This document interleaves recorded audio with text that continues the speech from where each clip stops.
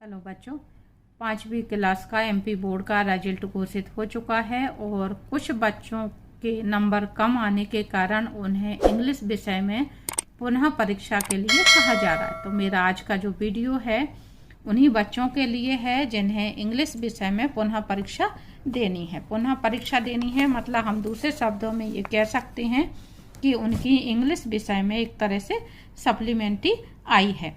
तो मैं आपको बता रही हूँ क्या क्या इम्पोर्टेंट है, आपको उस चीज़ को तैयार करना है। आप पहली बात तो ये कि निराश ना हो।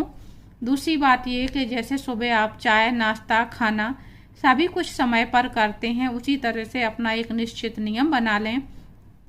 आपको कौन कौन सा पाठ किस तरीके से रोजाना तैयार करना है। मेरा वीडियो ध्यान से पूरा देखें, बात को जो समझा रही हूँ उसको समझें। जैसे सुबह आप नाश्ता कर लेते हैं तो आपको फिर भूख लग जाती है, फिर आप दोपहर में लंच करते हैं। लंच करने के बाद शाम को आपको फिर भूख लगती है तो आप डिनर करते हैं। तो यही बात आपको परीक्षा के लिए भी ध्यान रखनी है कि आपने जो कुछ सुबह पढ़ा दोपहर तक आप भूल जाते हैं, तो आप एक बार दोपहर में उसका फिर रिवीजन करें। और दोपहर में आपने पढ़ लिया, शाम तक आप फिर भूल जाएंगे, तो आप 1 घंटे शाम को भी निकालें, यानी 1 घंटा सुबह, 1 दोपहर और 1 शाम को। इतना यदि आप कर लेंगे तो निश्चित रूप से आपके आगे अच्छे नंबर आएंगे। अब मैं बताती हूँ आपको कि आपको किस क्रम से तैयारी करनी है। मैं जो आपको तरीका बता रही हूँ आप उस तरीके से अपनी तैयारी करेंगे तो आगे आने वाली परीक्षा में आप निश्चित रूप से सफल होंगे और आपके अच्छे नंबर आएंगे। आपको करना क्या है, आपको सबसे पहले पोयम आपकी जो दी हुई है लेसन 1, सबसे पहले आप उसके क्वेश्चन आंसर करेंगे।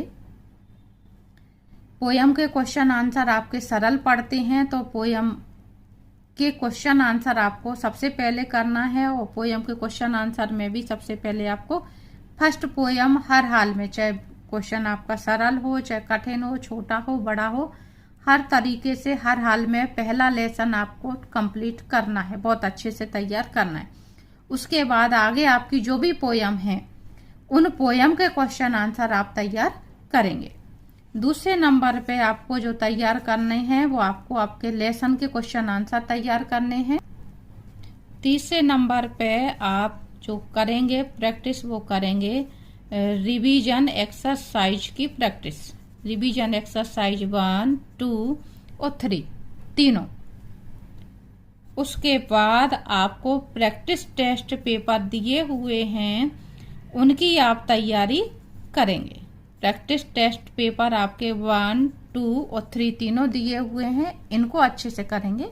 यहाँ पे मैं अभी क्वेश्चन आंसर की बात कर रही हूँ आपसे कि आपको इन सभी के क्वेश्चन आंसर तैयार करने। लेसन के जो भी क्वेश्चन आंसर हैं यदि आपको कठिन लगते हैं तो आप सरल सरल से कर लें, ज़्यादा कठिन हो उनको छोड़ दें, लेकिन आपको पहली पोयम हर हाल में छोटे बड़े सभी कुछ तैयार करना है। जो आगे काम आपको करना है वो करना है सभी पाठों की एक्सरसाइज सॉल्व करना, यानी आपके लेसनों में जो भी फिल इन द ब्लैंक्स आए हैं, मैचिंग आई है या मेक प्लूरल्स आया है, मेक सिंगुलर आया है, अपोजिट वर्ड आए हैं, अपोजिट जेंडर आए हैं, इस तरह के जो भी शब्द आए हुए हैं उनकी आपको प्रैक्टिस करनी है। अब उसके लिए आप एक काम कर सकते हैं, जैसे मान लो आपको अपोजिट वर्ड याद करने हैं तो आप क्या करें कि आप अपोजिट वर्ड का एक वीडियो लगा लें और खाना वगैरह जब आप खा रहे हैं तो आप सामने रख लें, आप खाना खाते जाएं और उन्हें सुनते जाएं। इसी तरह से आप कुछ और कर रहे हैं तो आप उसको लिखने की बजाय क्या करें, ध्यान से सुन सकते हैं और आप वही वीडियो दिन में 3 बार यदि सुनेंगे तो आपको वो चीज़ें रट जाएंगी। अब कौन से अपोजिट वर्ड ये आपको ध्यान रखना है। आपके उसमें जो भी मैचिंग में अपोजिट वर्ड आए हुए हैं, आपके फिल इन द ब्लैंक्स में अपोजिट वर्ड आए हुए हैं, आपके पाठों से संबंधित कोई भी शब्द हैं वो अपोजिट वर्ड आपके एग्जाम के लिए ज़्यादा इम्पोर्टेंट हो जाते हैं। तो आप ये देखें आपके लेसन के पीछे जो भी अपोजिट वर्ड आए हुए हैं आप उनकी एक लिस्ट बना लें सारे पाठों के मिला करके। उसी तरह से जो भी अपोजिट जेंडर आए हुए हैं उनकी एक लिस्ट बना लें आप। आपके साइनोनाइम्स जो भी आए हुए हैं उनकी एक लिस्ट बना लें आप, और उन्हें सिर्फ आपको रोजाना रीडिंग लगानी है और रीडिंग लगा लगा के आपकी प्रैक्टिस हो जाएगी।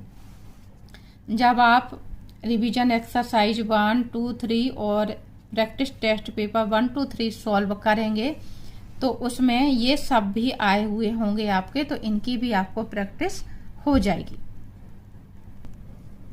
इस तरह के ऑब्जेक्टिव टाइप शुरू में जो 10 क्वेश्चन आने हैं आपके, मेरे वीडियो डले हुए हैं, आप उन्हें देखें ध्यान से, और सिर्फ आपको रोजाना एक बार वीडियो लगाकर यदि आप देखते रहेंगे, समझते रहेंगे, तो आपको ये चीजें रट जाएंगी।